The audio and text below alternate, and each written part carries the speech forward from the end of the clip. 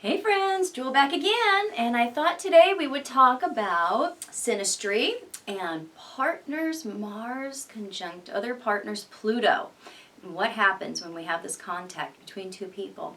So synastry is chart comparison, when we put two charts either together or on top of each other, and we can see the contacts between the different people's planets, and it tells us a lot about how they relate to each other, how they feel about each other, why they came together in the first place. So this is not a composite video, that's a different playlist. This is synastry.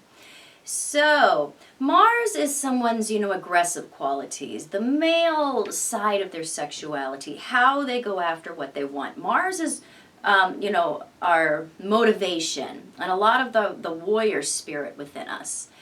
And, Venus is what we want. Mars is how we get what we want. And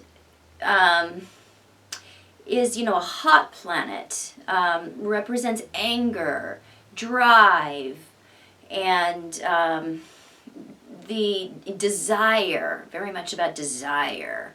But it's more, that the male type of desire. So it's about a lot about want, and Pluto is that power source within us. It's very, very similar to Mars in the way it behaves and what it is after, but it's more of the kind of the underbelly of Mars. Pluto is, where we want to control. Has a lot to do with our fears, where we want to hide things, where we want to force things. It's very descriptive of, the 8th house. Think of the 8th house if you want to get a really good picture of Pluto. It's death, rebirth, transformations, sexuality, other people's stuff, taxes, difficulties, our crisis are found here, our desires, our deepest desires, as opposed to the 2nd house, which is ruled by Venus, which is our more surfaced and aesthetic desires. Pluto is our hidden desires, the ones that really control us. So when these two parts of two people meet in a conjunction, it means that the Mars and the Pluto are actually very much in agreement. Mars and Pluto aspects in synastry are actually more valuable when you don't have any, because of how they function between two people. All but the best, easiest, most magical contacts between these two are going to present some stress. Even the conjunction can do this in the sense that it brings up a lot of unconscious ego stuff for the Mars person. So they want to dig deeply into the psyche of each other when these two come together. There's a real energy for finding out the things, the Plutonic, the Martian things between them. So it's a contact that inspires a lot of, I want to say, intimacy in regards to Martian and Pluto things. So sexuality, difficulties, what we're hiding, our crisis, dark things, our motivations, all those things, our aggressive drives, what drives us in general. Those things become a source of fascination between these two, and they want to dig deep between them to really ferret out what's going on between those things, that contact between them. So this is a very sexually attractive contact because these are both sexual planets. So when you put those two parts of people together, pun totally intended, you end up with some pretty explosive sexuality.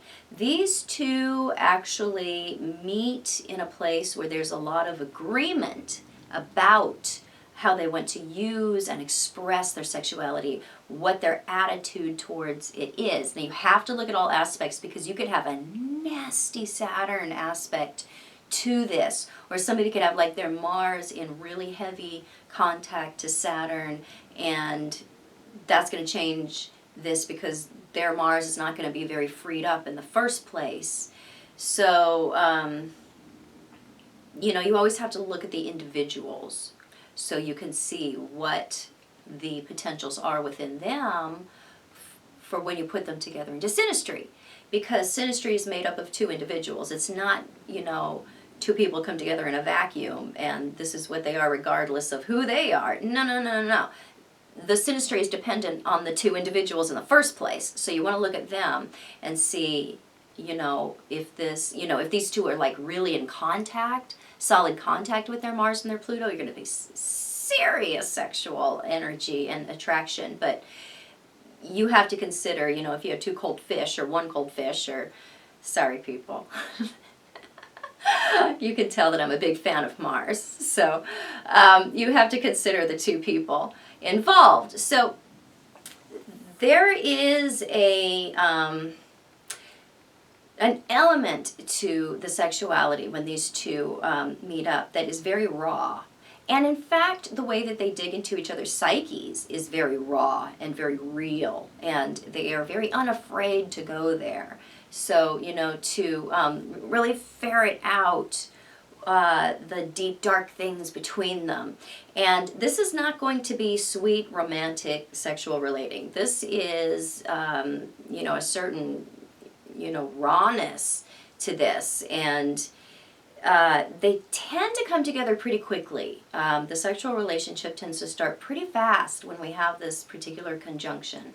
And there is just a certain amount of being on the same page when it comes to the hidden or taboo or darker things that they are both into.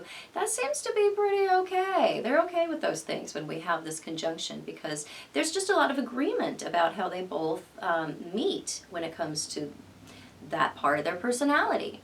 So all in all, this is one really where at its heart, they both get past their vulnerabilities in such a way that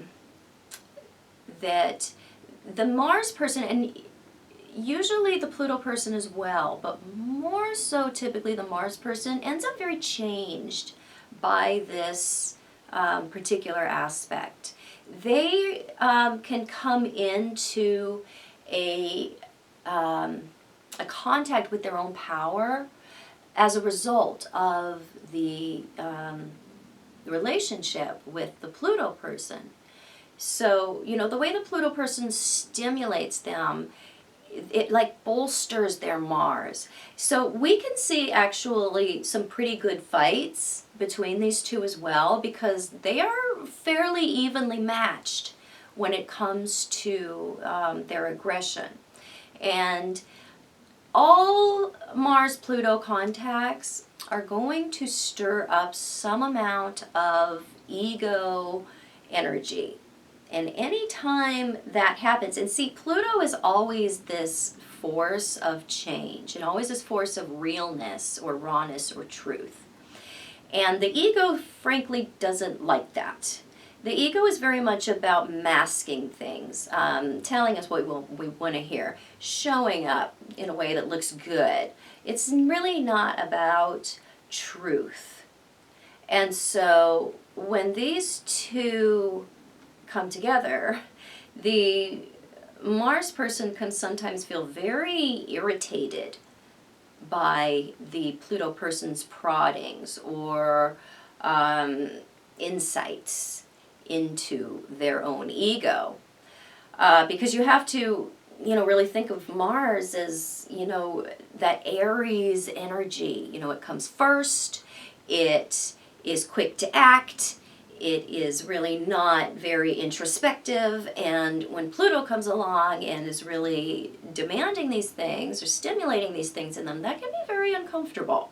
So a lot of times when we have Mars-Pluto contacts in synastry, it can result in us not having or deciding to have a long-term permanent relationship because of the way we feel that our egos are, you know, kind of needled. So this isn't a contact that's going to keep a relationship from starting.